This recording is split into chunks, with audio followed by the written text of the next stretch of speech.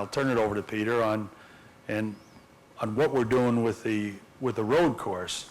And believe me, I enjoy myself every time I go out there and see exactly where Peter laid this out and how we've got the retention ponds and everything else that's designed around this, and the bridge going over, the tunnel going through. It's going to be simply amazing that when this is done. Go ahead, Peter, I'll let you. Thanks. I think the retention ponds, you were trying to recreate Monaco North.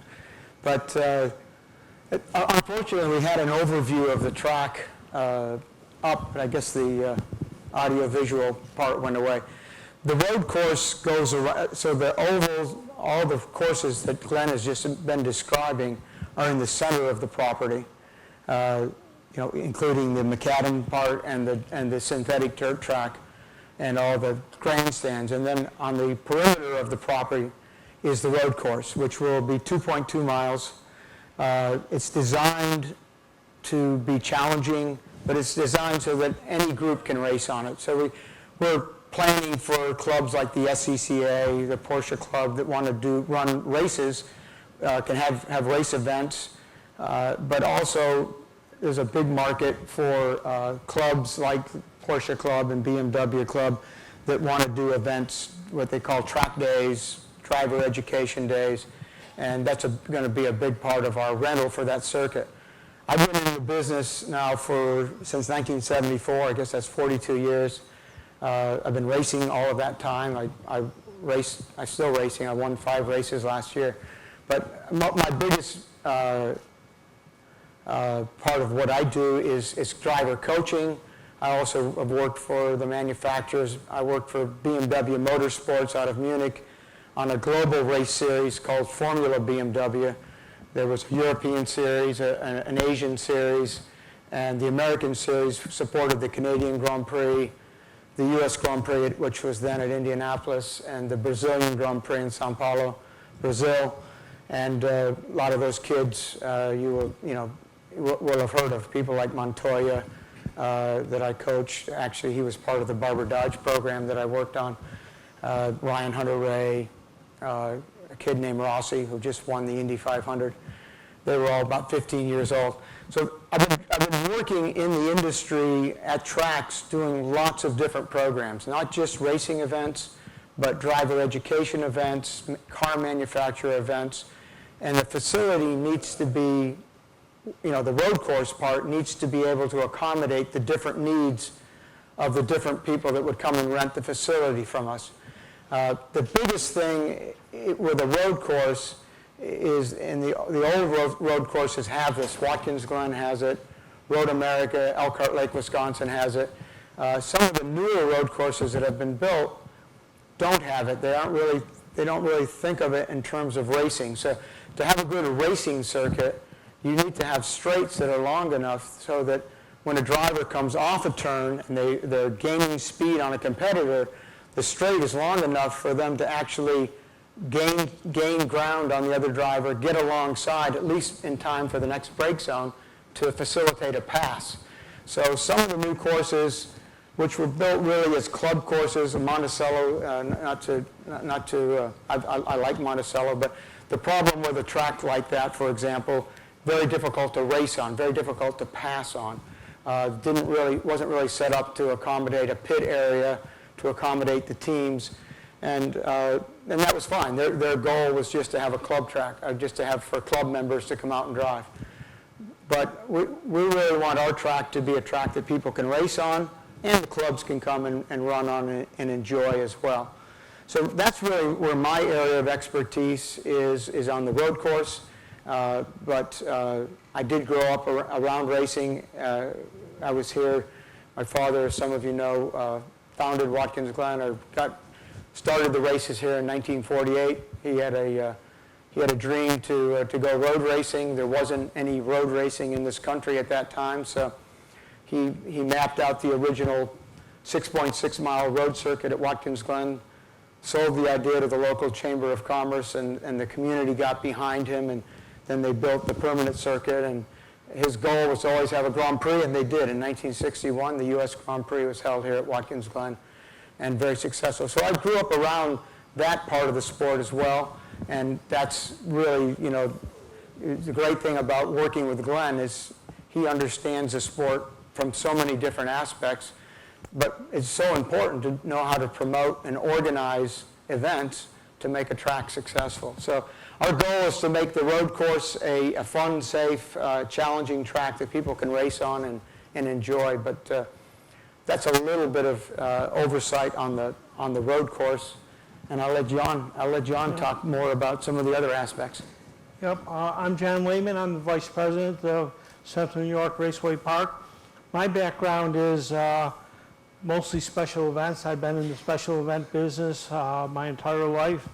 I've operated many special events from the Coors Light Water Ski Tour nationwide. I ran all the food and beverage for the 1981 Formula One Grand Prix at Long Beach, at the Long Beach Convention Center. And I was operations manager of Louisiana Superdome. I've been involved in many things. So when Glenn came to me 5 years ago and said, John, help me design a facility that we can do all these events in, we started designing a facility that would have everything that was needed from the garages. We took the garages one step further than most tracks have. We made sure we put an air-conditioned meeting room in it. We made sure we had food in it for the drivers. We made sure we had showers in it. We made sure we had viewing points on the roof and above it so that the spotters could watch the track. We made sure that every little T was crossed, every I was dotted. We designed a facility that would have a restaurant that would overlook the track. We would have banquet rooms because we knew that all the clubs that would come in would have their awards banquets. We knew that we wanted to provide a daily operation. In our garage, for example, in the wintertime, you'll be able to go in there and put a trade show on. Our garage will hold 110 10 by 10 trade show exhibit booths. So we'll be able to do trade shows. We'll be able to do car shows. We're gonna be able to offer things that no one else can offer.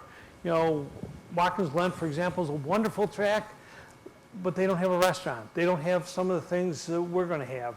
We don't have the history that they have, but we're going to have a beautiful facility that's going to have great venue with things that you'll be able to see at all times. And the other thing that we're going to have that is unique, we're going to light our road course. So when you go out there at any time, you're going to be able to see anything going on. You'll be able to see club racing during the day. At nighttime, we're going to have our drivers club, and they'll be able to go out on a lighted road course. Plus, we're going to have the dirt races. It's going to be a fabulous facility.